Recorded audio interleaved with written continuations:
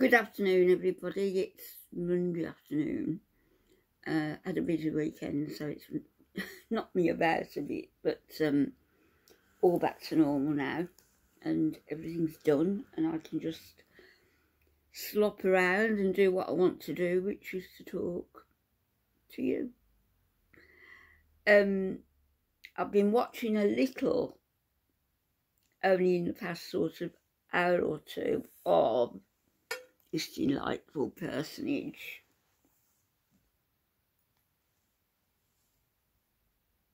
Isn't she lovely?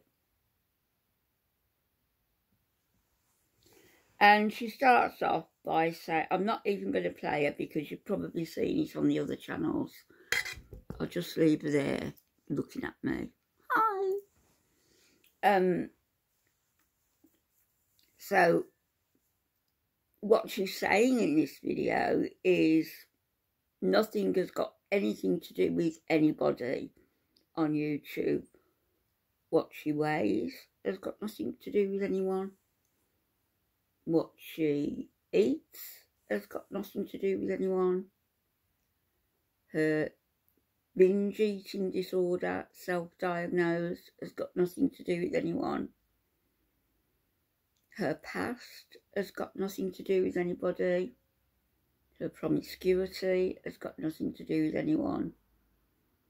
Her relationship with Salah has got nothing to do with anyone. And her future plans have got nothing to do with anyone. So my question is, Ms.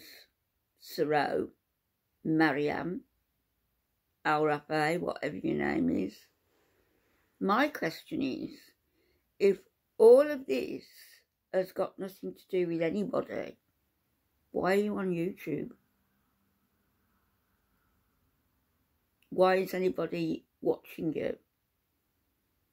Why are people paying you $10 a month for a postcard to you from your travels and you've never sent any postcards out? Why are people having to pay membership $6.99 or $7.99 every month in order to talk to you in chat? And if everything that's going on in your life has got nothing to do with them, why are they there? What can they say that isn't related to you, that's going to benefit them, that's going to inform them? You're not a world authority on anything, are you?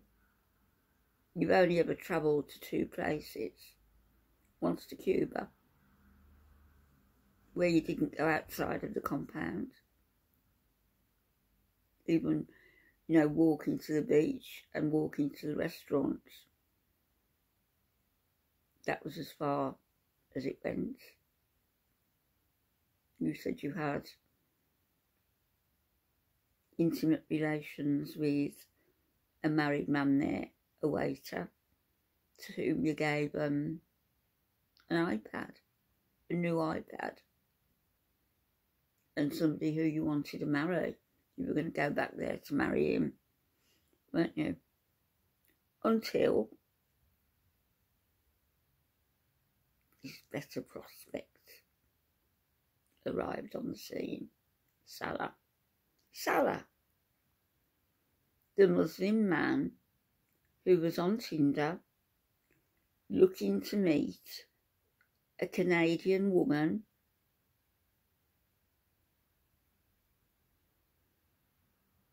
with a view to, I assume, a serious relationship.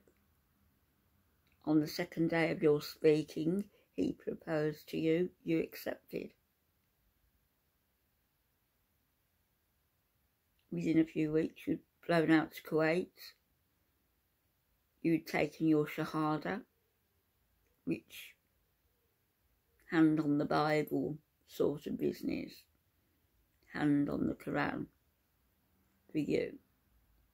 What a farce and what a disrespect to a religion that you know nothing about.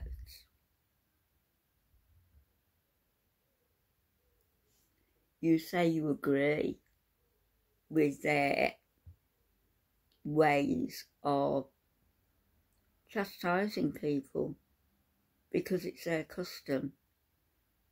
So I'd be interested to know, Chantal, do you agree with the axing? Do you agree with the removal of limbs? Do you agree with stoning? These are just questions. But oh, it's nothing to do with us, is it? What you believe. But you've told us quite openly that you agree with all of this. And so as you brought the subject up, I think we can feasibly ask you to elaborate on your views. One thing I'd be interested to know also is how you have managed to stay in Kuwait on a visa, a tourist visa, and you've managed to overstay the couple of months that you're allowed to stay. 3 months, is it? How are you still there? You said there are ways. There are ways. And you throw us that little tidbit. But you say no more. You throw just enough to keep some people interested, but not enough to keep anybody informed. Why is that? What are you doing that might be classed as illegal? Illegal means criminal. And of course you know what happens to criminals in Islamic society, and you agree with it. So you're likely to agree with any judgment that's meted out to you. I rather think it'd just be you being banished from the country. And that's the way out then, isn't it, for you? Without losing face. That's the way out of this sham marriage that you've got going, where he doesn't even live with you. Oh, but that's not our business. And we're only surmising. But those things that we surmise and the conclusions that we come to are all based on what you show on YouTube. So again, I will ask you, Foodie Beauty, if everything that you do has got nothing to do with anybody on YouTube, why are you here? Why? Why have you got a comment section? Why are you making these classless, useless videos? Occasionally you'll gorge yourself on camera, but that's nothing to do with us. The more people that watch though, the more people that click the like or dislike, more interaction there is, the more money you get. 6 figures. You said you made 6 figures salary, wage on YouTube. You said that. $26,000 in 1 month. You told us that. But it's nothing to do with us. So again, why do you share things and then complain when we make comments about them?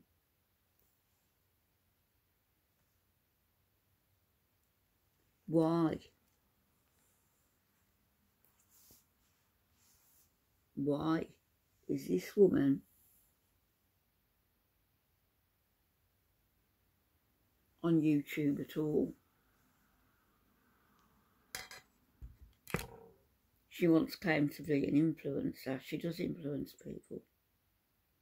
She's influenced young women who think that an easy way to make money is to go down the mukbang route and eat themselves silly, because they can stop at any time.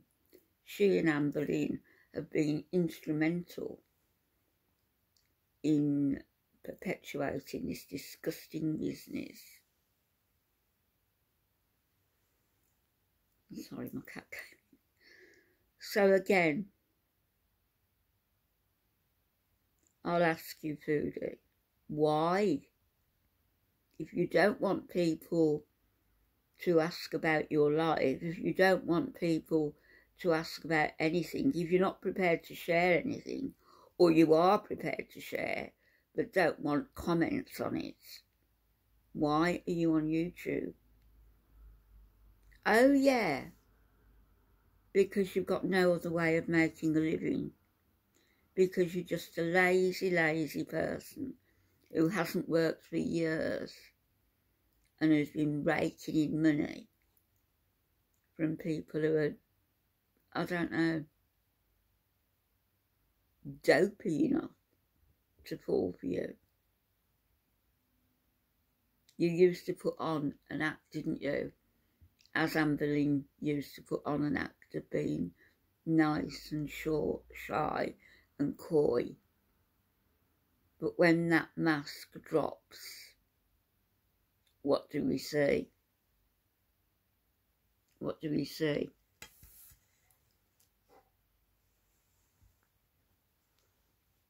We see a raging bull. A raging bull who can't contain her anger at the way her life is turning out. A lazy, lonely, raging bull of a woman.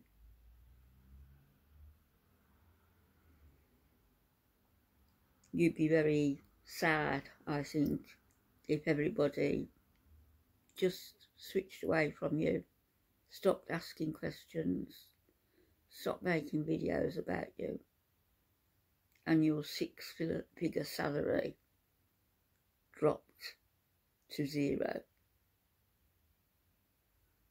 Could happen.